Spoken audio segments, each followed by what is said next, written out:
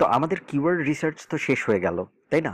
আমাদের keyword research যেহেতু শেষ, তো এখন আমাদের যে জিনিসটা লাগবে সেটা হলো আমাদের লাগবে হলো কন্টেন্ট। অনেকেই ভাবে কিওয়ার্ড রিসার্চ শেষ হয়ে যাওয়ার পরেই আমাদের শুরু করে দিতে হবে সাইট বানানো। অনেকে এভাবেও করে, এভাবেও করা যায়, যায় না তা না, কিন্তু সেসব করতে হয় ছোট সাইটের ক্ষেত্রে, যেসব ক্ষেত্রে আগে আমি সাইট বানিয়ে তারপর আমি কন্টেন্টে হাত দিতে পারবো। বাট যেহেতু আমরা একটা বড় কিওয়ার্ড রিসার্চ করেছি, দেখুন এই যে কিওয়ার্ড রিসার্চ আমি করেছি, এই যে শেষ পর্যন্ত এটা হয়েছে, এই কটা হলো আমাদের মেইন কিওয়ার্ড, এই কটা হয়েছে আমাদের মেনু, ইন্ডিভিজুয়াল প্রোডাক্ট হয়েছে এই কটা। খুব বড় করে করিনি আমরা, অল্প অল্প করে করেছি, দেখতে পাচ্ছেন আপনারা। তো যাই হোক, আমরা এখন যে ব্যাপারটা নিয়ে কথা বলবো সেটা হলো কন্টেন্ট। কন্টেন্ট কি জিনিস? কন্টেন্ট হলো আপনার ওয়েবসাইটের, আপনার সাইটের মধ্যে আপনি যা দিবেন। ধরুন আমরা একটা ওয়েবসাইটে যাই এক্সাম্পল হিসেবে, এই ওয়েবসাইটের মধ্যে আমরা যা দিব, ঠিক আছে, সবই কন্টেন্ট।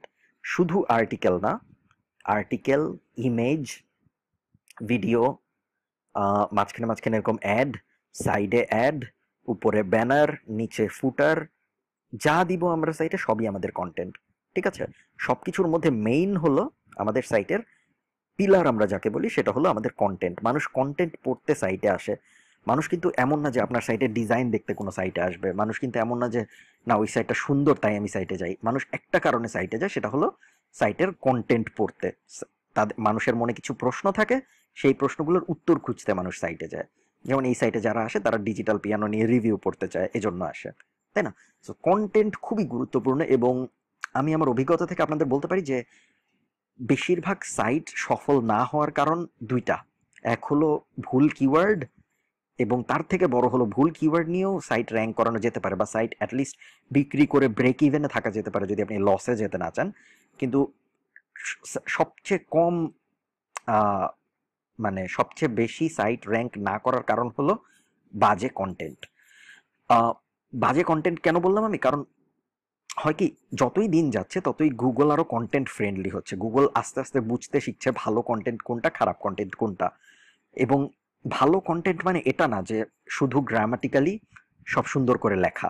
ভালো কন্টেন্ট মানে যে কন্টেন্টের ভিতরে লাইফ আছে। যেমন দেখুন প্রথম প্যারাটা যদি আমরা দেখি, কি লেখা? Let's face it, it is not easy to find the best digital piano from the market. ঠিক আছে, এটা খুব একটা ক্লাসই না, বাট এই যে লেটস ফেস ইট কথাটা, লাইনটাকে সুন্দর করে দিয়েছে। শুধু কিন্তু বলা যেত it is not easy to find the best digital piano from market হ্যান, কিন্তু এই যে লেটস ফেস ইট, এটা মানুষকে পড়ার সময় আরো ইন্টারেস্ট জাগায় মানুষের মনে। মনে হয় যে না, লেখাটা লেখক মজা করে লিখেছে, ঠিক আছে, লেখাটার মধ্যে প্রাণ আছে, এরকম একটা ব্যাপার মনে হয়। আহ, ভালো কন্টেন্ট হওয়া মানে শুধুমাত্র গ্রামাটিক্যালি কারেক্ট কন্টেন্ট না। ভালো কন্টেন্ট হওয়া, ভালো কন্টেন্টের কয়েকটা বৈশিষ্ট্য থাকতে হবে। তার মধ্যে প্রথমেই অবশ্যই কন্টেন্ট গ্রামাটিক্যালি পারফেক্ট হতে হবে। ভুল গ্রামার বা ভুল বানানের কন্টেন্ট কখনোই নেওয়া যাবে না সাইটে।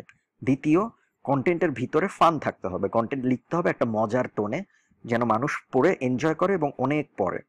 ঠিক আছে?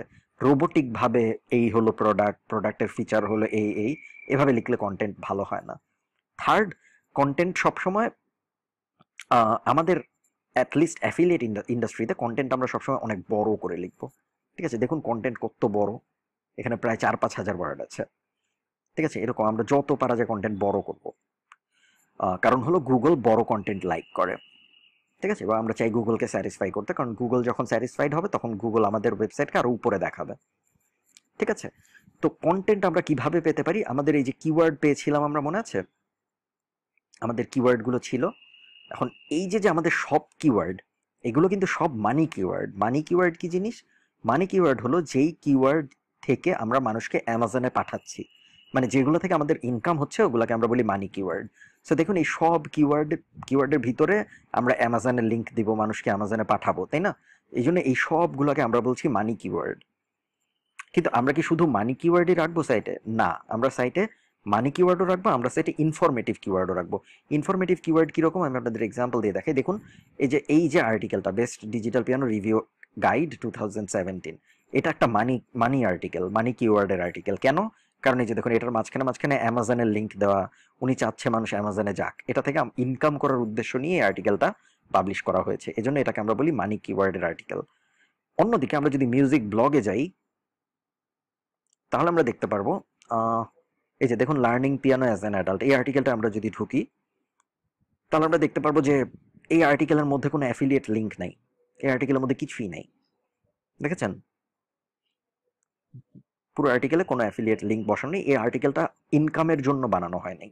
এই আর্টিকেলটা থেকে আমরা কখনো অ্যামাজনে পাঠাবো না মানুষকে। এই আর্টিকেলটা যদি গুগলে প্রথম পেজেও চলে আসে, হয়তো প্রথম পেজে আছে, আমরা দেখি আছে নাকি এখন। আমার সময় ছিল, আমি যখন সাইটটা বিক্রি করেছি। Learning piano as an adult,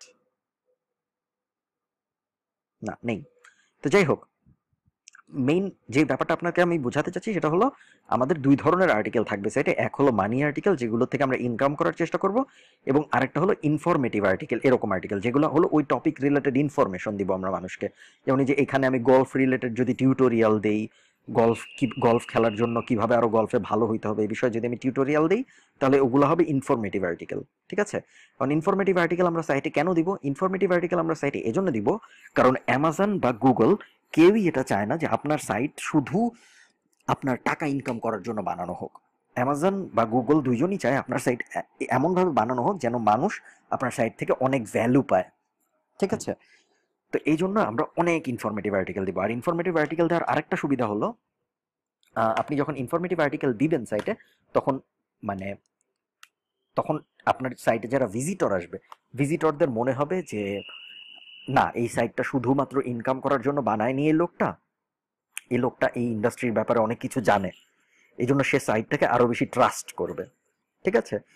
সবাই বলে যে ইনফরমেটিভ আর্টিকেল এবং মানি আর্টিকেল এই দুইটার রেশিও হওয়া উচিত 70-30। 70% থাকা উচিত ইনফরমেটিভ আর্টিকেল এবং 30% থাকা উচিত মানি আর্টিকেল। ঠিক আছে? মানে প্রত্যেক 7টা ইনফরমেটিভ আর্টিকেলের জন্য 3টা মানি আর্টিকেল দেওয়া উচিত। কিন্তু আমরা যেহেতু এত বড় বাজেটে কাজ করি না সাধারণত, সো আমরা যেটা করব, আমি অ্যাটলিস্ট আমাদের এই প্রজেক্টের জন্য যেটা করব সেটা হলো আমি উল্টিয়ে ফেলবো। আমি 30% দিব ইনফরমেটিভ আর্টিকেল, 70% দিব মানি আর্টিকেল। ঠিক আছে? মানে 70টা মানি আর্টিকেল, 70টা বা 7টা মানি আর্টিকেল পাবলিশ করার জন্য আমি 3টা ইনফরমেটিভ আর্টিকেল পাবলিশ করব। ঠিক আছে? তো এই হলো আমাদের মানি আর্টিকেল আর ইনফরমেটিভ আর্টিকেলের পার্থক্য। এখন আমরা যে ব্যাপারটা দেখব, পুরো ব্যাপারটা আমরা একটা ভিডিওতেই দেখে ফেলি। আচ্ছা না, আমরা এটা আলাদা একটা ভিডিওতে দেখব।